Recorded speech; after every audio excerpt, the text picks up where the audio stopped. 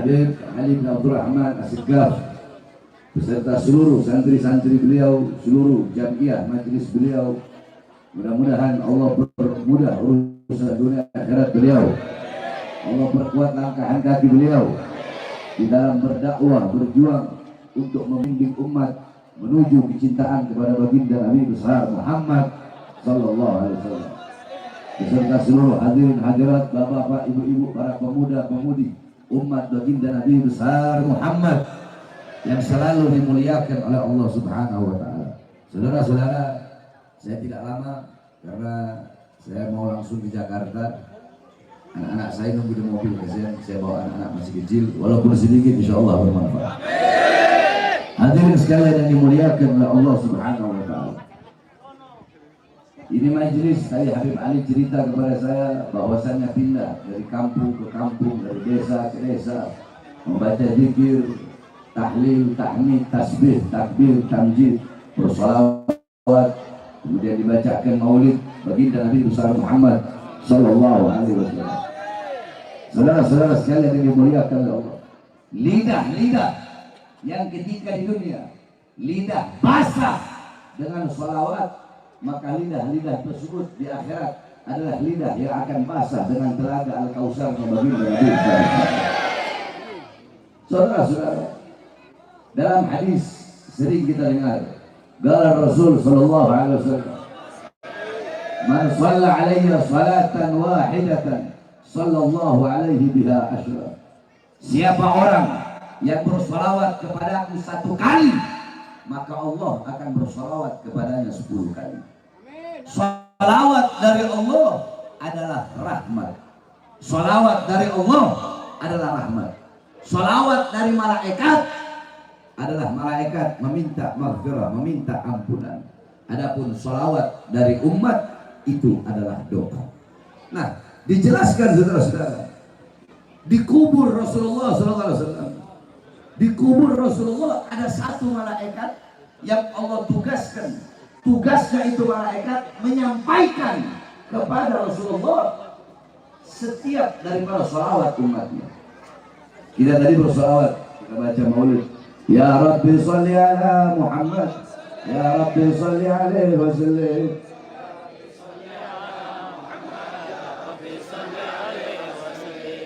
Malaikat berkata, ya Rasulullah, umatmu di majlis Habib Ali bin Abdul Rahman As-Segaf tadi sore, tadi siang bersolawat kepada Rasulullah.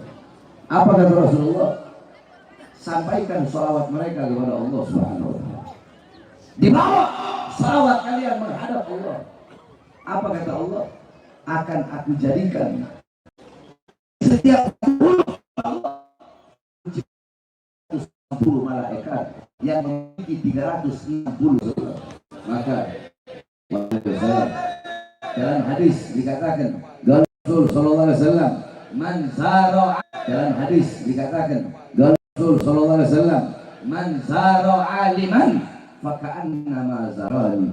Siapa orang yang berkunjung kepada ulama, datang kepada ulama, berkunjung kepada ulama, datang kepada ulama, menziarahi ulama, maka seakan-akan dia berkunjung kepada aku, seakan-akan dia datang kepada aku. Man safaha aliman faka'annama safahani. Dan siapa orang yang mencium tangan ulama, mencium tangan para ustaz, para kiai, para habaib, mencium tangan orang saleh, maka masobahan, seakan-akan dia mencium tanganku. Rasulullah. Ada satu kisah di India, ada daerah bernama Dangal. Di daerah tersebut ada seorang wali yang bernama Habib Muhammad Al-Attas. Beliau diberi gelar Al-Habib Muhammad Maula Dangal. Beliau tinggal di hutan, saudara-saudara. Ketika itu setiap orang-orang Hindu yang datang ke beliau di tengah-tengah hutan pasti pulang dari tempat beliau masuk Islam. Akhirnya lama-lama Raja Hindu datang ke situ. Raja Hindu bilang, berhenti engkau masukkan rakyatku masuk ke dalam agamamu. Kalau kau tidak berhenti, besok aku akan datang kemari membawa pasukan gajah, bawa pasukan-pasukan untuk meratakan ini hutan dengan tanah. Apa jawaban beliau?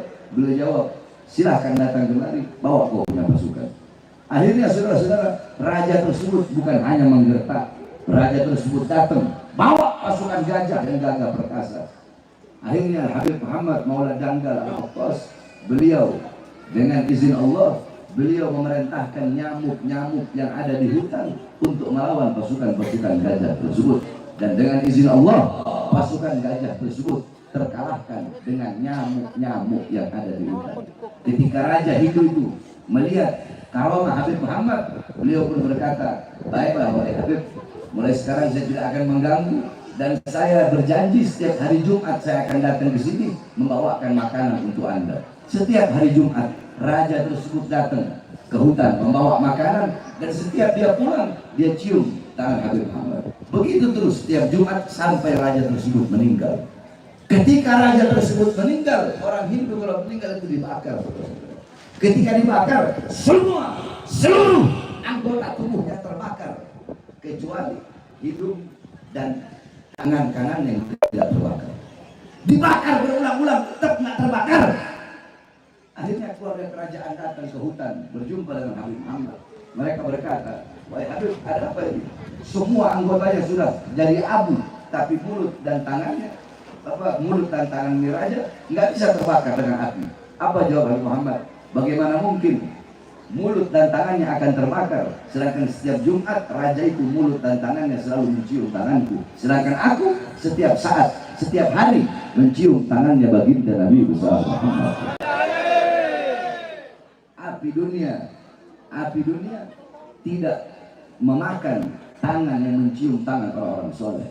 Jadi cium tangan para ulama, para ustadz, para kiai, para habaib, para orang-orang soleh. Sebagaimana Rasulullah bilang, man sofaha aliman faka'annama sofaha aliman. Siapa orang mencium tangan ulama, maka sama seperti dia mencium tangan Rasulullah. Yang terakhir kata Rasulullah, man jalasa aliman faka'annama jalasa di dunia. Siapa orang yang duduk berkumpul bersama ulama, berkumpul bersama para ustadz, para kiai, para habaib, di musola-musola, di masjid-masjid, di surau-surau, di pondok-pondok pesantren, di majlis-majlis taklim, di masjid-masjid, di majlis-majlis zikir, di majlis-majlis sholawat, di majlis-majlis ilmu, duduk berkumpul bersama para ulama, para ustadz, para kiai, para habaib, kata Rasulullah, sama seperti duduk denganku di dunia. Dan siapa orang yang duduk denganku di dunia, kelak di akhirat akan aku dudukkan dia bersamaku. Tidak perlu engkau mencari Nabi Muhammad di dunia, engkau duduk dengan para pewaris Nabi Muhammad. Di akhirat Nabi Muhammad akan dudukkan engkau bersama Nabi Muhammad SAW. Saudara-saudara, orang-orang yang rugi di akhirat bukanlah orang-orang yang datang membawa banyak dosa, tapi orang-orang yang rugi di akhirat orang-orang yang kedua matanya diharamkan oleh Allah untuk memandang wajah indah baginda Nabi besar Muhammad. Kadar kedekatan engkau, jarak jauh dekatnya engkau di akhirat dengan Rasulullah itu tergantung, itu menurut kadar kedekatan jauh atau dekat engkau di dunia dengan majlis-majlis seperti ini. Kalau di dunia engkau dekat dengan majlis taklim, dekat dengan majlis ilmu, dekat dengan majlis zikir, dekat dengan majlis sholawat, selalu duduk di majlis-majlis seperti ini, berkumpul bersama para ulama, para ustadz, para kiai, para habaib, berkumpul bersama para pewaris Rasulullah, berkumpul bersama para penyambung lidah Rasulullah, berkumpul bersama para penerus perjuangan Rasulullah, dipastikan di akhirat engkau akan berkumpul dengan Nabi Muhammad SAW. Tapi kalau di dunia engkau jauh dari ulama, jauh dari para ustadz, jauh dari para kiai, jauh dari para habaib, jauh dari majelis ilmu, jauh dari majelis taklim, jauh dari masjid, jauh dari musola, maka dipastikan di akhirat engkau pun akan jauh dengan Nabi Muhammad. Jadi ingat, kalau engkau pengen tahu seberapa dekat jarakmu dan seberapa jauh jarakmu dengan Nabi kelak di akhirat, maka lihatlah di dunia seberapa dekat dan seberapa jauh jarakmu dengan majelis-majelis seperti pada sore hari yang mulia. Maka sekali lagi saya wasiatkan, jangan pernah engkau bosan duduk di majelis-majelis seperti ini, karena majelis-majelis seperti ini, inilah warisan daripada baginda Nabi besar Muhammad SAW. Yang terakhir saya wasiatkan, saudara-saudara sekalian yang dimuliakan Allah, tuba liman kana targud dunya qabla an tarakta wa bana qabrahu qabla an yadkhula wa arda rabbahu qabla an yarda. Sungguh beruntung, sungguh berbahagia bagi orang-orang yang meninggalkan dunia sebelum dunia yang meninggalkannya. Apa maksudnya meninggalkan dunia? Maksudnya meninggalkan dunia, ad-dunya syai'un ladzi yusilu bil akhirah. Dunia adalah sesuatu yang tidak ada hubungannya dengan akhirat, sesuatu yang tidak ada kaitan dengan akhirat. Mencari dunia untuk dunia, itu adalah dunia. Mencari dunia untuk akhirat, itu adalah akhirat. Tinggalkan sesuatu apapun, perkara apapun yang bisa menjauhkan engkau dari Allah, apalagi memutuskan hubunganmu dengan Allah Subhanahu wa Ta'ala. Jikalau harta menjadi sebab engkau jauh dari Allah, tinggalkan harta itu. Jikalau pekerjaan menjadi sebab engkau jauh dari Allah, tinggalkan pekerjaan itu. Apapun hal, apapun perkara yang menjauhkan engkau dari Allah, yang memutuskan hubunganmu dengan Allah, engkau tinggalkan. Jauhi dunia, perbuatan maksiat, perbuatan dosa, perbuatan, jangan engkau tertipu dengan dunia. Kita orang zaman sekarang, pagi, siang, sore, malam, sibuk dengan urusan dunia. Kita tidak melayani Allah, tapi kita melayani dunia. Kita bukan hamba Allah, tapi kita adalah budak-budak dunia. Sehingga semakin kita mencari dunia, semakin dunia itu lari dari kita. Saudara-saudara, ibu-ibu, dunia bagaikan bayangan. Bayangan tidak akan bisa kita kejar itu bayangan. Tapi kalau kita biarkan, bayangan akan mengikuti kita kemana-mana. Itulah dunia. Karena Allah sudah bilang dalam hadis qudsi, ya dunia ukhdumi man khadamani. Kata Allah, wahai dunia, wahai harta, wahai uang, wahai pangkat, wahai jabatan, wahai perempuan, layanilah orang-orang yang melayaniku. Berbaktilah kepada orang-orang yang berbakti kepadaku. Wahai dunia, kejarlah orang-orang yang mengejarku, kata Allah. Jadi ketika engkau mengejar Allah sambil merangkak, dunia akan mengejarmu sambil berjalan. Engkau mengejar Allah sambil berjalan, dunia akan mengejarmu sambil berlari, saudara-saudara. Sebaliknya, kata Allah, wahai dunia, orang-orang yang melayanimu sehingga tidak melayaniku, orang-orang yang berbakti kepadamu sehingga durhaka kepadaku, orang-orang yang sibuk dengan mengejarmu sehingga mereka lupa kepadaku, lupa kepada ajaranku, mereka lupa sholat, lupa Al-Quran, lupa agama, buta semuanya karena saking sibuk mengejarmu, bikin hidup mereka susah, wahai dunia. Maka orang-orang yang mengejar dunia sehingga lupa kepada Allah, hidup mereka bakal susah. Walaupun kau lihat mereka kaya raya, banyak uang, banyak harta, tapi hidup mereka susah. Kenapa? Tidak ada raha, tidak ada kenyamanan, tidak ada kesenangan, tidak ada kebahagiaan. Kita orang sekarang banyak tertipu. Lihat orang punya rumah besar, oh enak itu orang. Lihat orang punya mobil, oh itu orang mobilnya bagus, itu orang kaya, oh itu orang suaminya ganteng, oh itu orang istrinya cantik. Jangan pernah tertipu dengan kejayaan orang lain. Jangan pernah tertipu. Dia mudah hisab, melewati syarat, dia selamat atau tidak. Kau tidak tahu bagaimana keadaan itu orang di akhirat. Maka jangan pernah engkau tertipu dengan kejayaan dan kemakmuran yang dimiliki oleh orang-orang itu. Tinggalkan dunia. Sebelum apa? Sebelum dunia yang meninggalkanmu.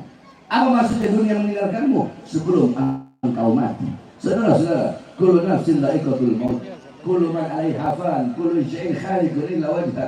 Semua yang bernyawa pasti mati. Kullu man 'alaiha fan, semua yang ada di atas dunia ini pasti hancur. Segala sesuatu apapun, wujud apapun akan hancur kecuali Allah. Yang tua mati, yang muda mati, yang kaya mati, yang miskin mati, yang sehat mati, yang sakit mati. Syarat mati nggak harus miskin, syarat mati nggak harus lapar, syarat mati nggak harus sakit. Saya tanya, jawab yang keras. Berapa banyak di antara kalian ada orang sehat tapi mati? Ada nggak? Ada nggak? Dia nggak sakit sehat tapi mati? Ada? Ada nggak orang kaya dia mati? Ada nggak orang kenyang dia mati? Jadi syarat mati nggak harus sakit, nggak harus lapar, nggak harus tua. Ada nggak orang yang masih muda tapi mereka mati? Nah, syarat mati tidak harus itu semua, saudara-saudara. Dan kematian datang tanpa pemberitahuan.